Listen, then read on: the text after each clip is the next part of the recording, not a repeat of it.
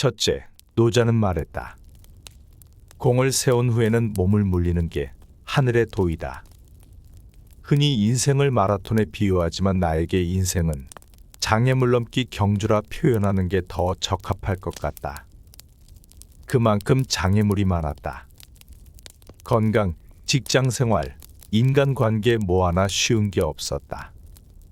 너라는 인간은 도대체 왜 이렇게 못났니라는 말을 되풀이했다.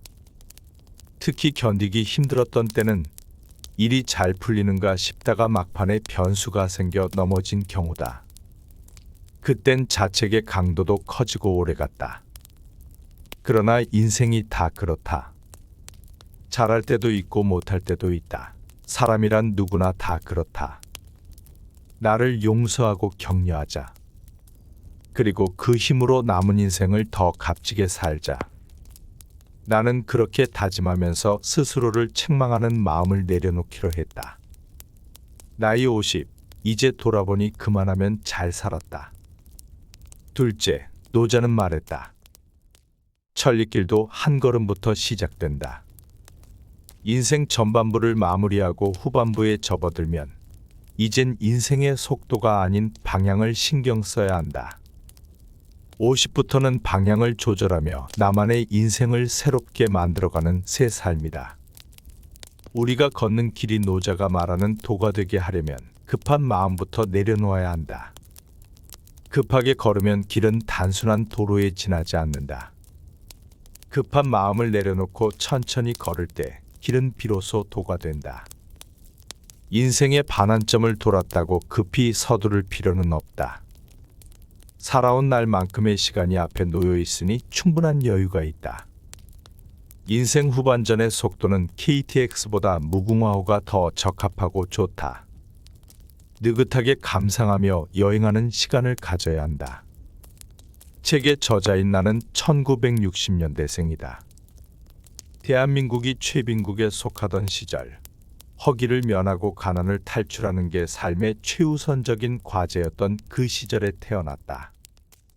나의 유년기와 청년기는 먹고 사는 문제가 절박해서 빨리빨리 문화가 삶의 전반을 지배했다. 서두르지 않으면 남보다 뒤처지고 이는 생존 경쟁에서 낙오된다는 의미였기에 모두가 빨리빨리를 입에 달고 살았다. 조금이라도 느리면 무능력하다는 낙인이 찍혀 만년 대리로 남거나 일찌감치 보따리를 싸야 했다. 요즘 나는 매일 식물원 산책을 하며 내 몸에 들러붙은 빨리빨리를 떼어내고 있다. 걸으면서 한 세월 잃었던 삶의 여유도 되찾고 약골을 탈피해 건강한 인생 후반기를 살고 있다. 걷기는 세대를 불문하고 모든 이에게 유익하지만 특히 나이 든 사람에게 최적화된 운동이다. 뇌과학적으로 걷기는 스트레스나 우울감을 기쁨으로 전환시켜주는 화학작용을 일으키기 때문이다. 또한 속도에 대한 부담감을 내려놓고 천천히 한 걸음씩 걸어야 해마가 활성화되어 스트레스도 날리고 즐거운 마음으로 몸이 가벼워질 것이다. 셋째, 노자는 말했다. 적으면 얻게 되고 많으면 미혹을 당하게 된다. 그러므로 성인은 하나를 품어 천하의 표준으로 삼는다. 행복의 비결은 단순하다. 복잡하게 생각하면 한없이 복잡해진다. 이것저것 생각하다 보면 고민도 눈덩이처럼 불어난다. 하지만 단순하게 생각하면 세상은 한없이 단순해지고 고민거리도 줄어든다. 무엇을 할까 결정하는 기술보다 무엇을 하지 않을까 결정하는 기술이 행복에 더 필요하다. 이거저거 많은 걸 하려는 생각을 버리고 중요한 것 한 가지에 집중하는 게 삶을 행복하게 만드는 비결이다. 간결한 삶, 단순한 삶, 숨 쉬듯 가볍게 살아가는 게 인생 후반기 나의 모토이자 소원이다. 인간관계도 일도 간단하고 심플한 게 좋다. 관계가 복잡해지면 삶이 번잡할 수밖에 없다. 일상을 소박하고 간소하게 만든 후 꾸준하게 실천하는 게 삶의 도를 실천하는 지름길이다. 이 간단한 원칙은 예나 지금이나 변함이 없다. 단순하게 사는 것의 가장 큰 장점은 집중에 있다. 먹을 것, 입을 것, 신을 것, 사는 곳을 최대한 단순하게 줄이면 진짜 좋아하는 일에 더 집중할 수 있다. 불필요한 것에 신경을 덜 쓰고 에너지를 덜 쓰면 중요한 일에 사용할 수 있는 시간과 여력이 그만큼 더 많아진다. 대다수의 사람들은 세상이 너무 복잡하기에 당연히 해결책도 복잡할 거라 생각하지만 문제의 해결책은 타인에게 있지도 복잡하지도 않다. 생각보다 문제의 해결책은 의외로 단순하고 간단하다. 아무리 크고 위대한 업적도 언제나 작고 소박한 하나에서 시작된다. 하나가 필요할 때 둘을 가지려고 하면 그 하나마저도 잃어버리게 되는 법이다. 불필요한 것은 갖지 않고 가진 것에는 만족할 줄 알아야 자유할 수 있다. 주어진 것에 만족하면 누구든 행복하게 살 수 있다. 행복한 삶을 유지하는 데 필요한 것은 사실 매우 적은 것들이다. 넷째, 노자는 말했다. 돈은 지극히 평탄한데 사람들은 새끼를 좋아한다고.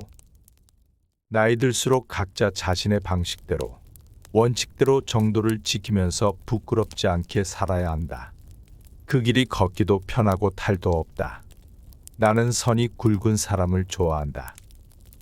자잘한 이해관계에 얽매이지 않고 정도를 걷는 사람을 보면 존경심이 들고 그들이 걸었던 삶의 길을 여러 번 돌아보게 된다. 영화 대부의 주인공도 범죄 조직의 보스였지만 원칙이 있었다.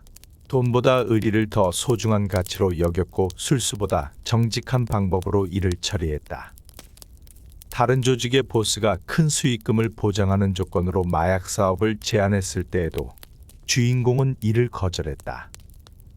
술과 도박 등 합법적으로 용인되는 장사에는 손을 댔지만 마약 같은 불법적인 일에는 절대로 손을 대지 않는 게 그의 신념이었다. 그 대가로 목숨의 위협을 받게 되었어도 그는 끝까지 원칙을 포기하지 않았다. 곧은 길을 걸어야 한다. 인생 후반기를 부끄럽게 만드는 것보다 더 어리석은 일은 없다. 다섯째, 노자는 말했다.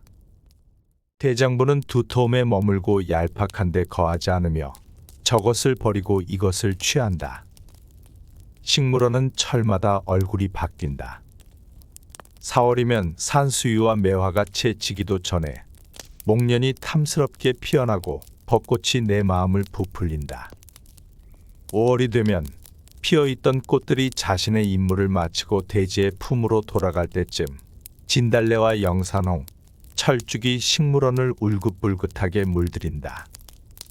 여름이 되면 연못에 소담스럽게 수련과 연꽃이 피어난다. 장마철이 되면 수국과 무궁화가 식물원을 점령하고 장미가 활짝 핀다.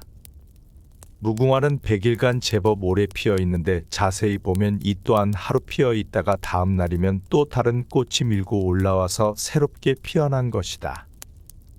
여름 내내 푸르름을 자랑하던 나무들도 새로운 세상으로 떠나기 위해 싱싱하던 녹음을 아낌없이 버린다. 먼 길을 떠나는 나그네가 보침을 가볍게 하듯 식물들도 자신의 몸을 가볍게 함으로써 전환에 대비한다. 인생 전반기 나는 화려한 꽃을 쫓으며 살았다. 달콤한 꿀, 쾌락, 권력, 돈이 있는 삶을 추구했다. 인생의 반환점을 돌며 그것들이 얼마나 부질없는지 깨달았다. 그리고 그런 삶을 내려놓았다. 끝을 향해 달려가는 세월을 더 이상 낭비하지 않으려 나는 삶의 전환을 선언했다. 새로운 세상으로 날기 위한 채비를 마쳤다. 화려함보다 두터움, 꽃이 아니라 열매에 집중하는 단단함을 만들어 가고 싶다. 오늘 내가 걷고 있는 이 길이 훗날 누군가에게 새로운 지표가 될 수 있으리라는 생각에 담담하게 발걸음을 내딛는다. 여섯째, 노자는 말했다. 이름 없는 통나무로 욕심을 없애니 욕심이 없으면 고요해지고 천하는 저절로 제자리를 잡는다. 젊은 시절에 나는 근검절약형 인간이 아니었다. 탐나는 물건이 있으면 이것저것 사 모으는 편이었다. 특히 넥타이에 집착이 강해 한때 내 옷장에 100개가 넘는 넥타이가 걸려 있기도 했다. 그러나 그렇게 애지중지하던 넥타이가 지금은 딱 2개밖에 남아있지 않다. 간소하게 살기로 결심한 후 예식장용, 상갓집용을 제외하곤 모두 버렸다. 지난날 그렇게 사모았던 넥타이들은 쓰기 위한 물건이 아닌 관상용에 지나지 않았던 것이다. 책도 마찬가지였다. 하지만 이제는 책 욕심도 버렸다. 필요한 책이 있으면 인근 도서관에 가서 언제든 빌려볼 수 있기 때문에 굳이 내 책장에 책을 꽂아둘 이유가 없다. 책을 500권 가지고 있을 때는 연간 독서량이 50권 정도였는데 소유한 책이 50권인 지금은 연간 500권 정도를 읽는다.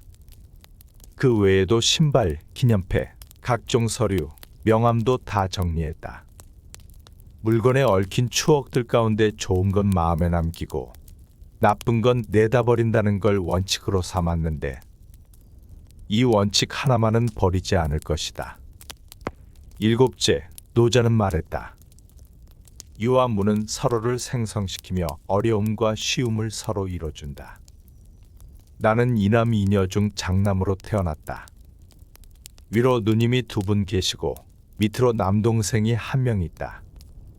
부모님들은 2분 다 무척 성실하고 부지런하셔서 내가 초등학교에 입학할 무렵에는 제법 당맞이기를 일구셨다. 하지만 친척 아저씨의 사기로 가족들이 길바닥 신세가 되고 말았다. 아버지는 생계를 위해 뜨거운 유리 공장에서 일하셨고 어머니는 시장에서 생선 좌판을 시작하셨다. 누나들도 초등학교만 간신히 나온 후 대구의 방직 공장에 취직해서 청춘을 먼지 속에서 보냈다. 그럼에도 나는 가족들의 지지 속에 서울에 있는 대학까지 진학해 대학 교수로 총장으로 성장할 수 있었다. 노자는 우주 만물을 하나로 연결된 통합체로 인식한다. 노자에게서 아름다움과 추함, 선과 악은 서로가 서로에게 영향을 미치는 상호 의존적인 존재이다. 시간의 흐름에 따라 아름다움은 추함으로 바뀔 수 있으며 그러한 변화는 역방향으로도 일어날 수 있다. 8째, 노자는 말했다. 사람이 살아있을 때는 부드럽고 약하지만 죽으면 단단하고 강해진다. 단단하고 강한 것은 죽음의 무리이고 부드럽고 약한 것은 삶의 무리이다. 그래서 나무가 강하면 꺾이고 만다. 젊은 시절 나는 자주 부러졌다. 집에서, 직장에서, 사람들 사이에서 부러지는 경험을 자주 했다. 그때마다 무척 아팠다. 작은 말 한마디, 사소한 행동 하나에 나는 부러졌다.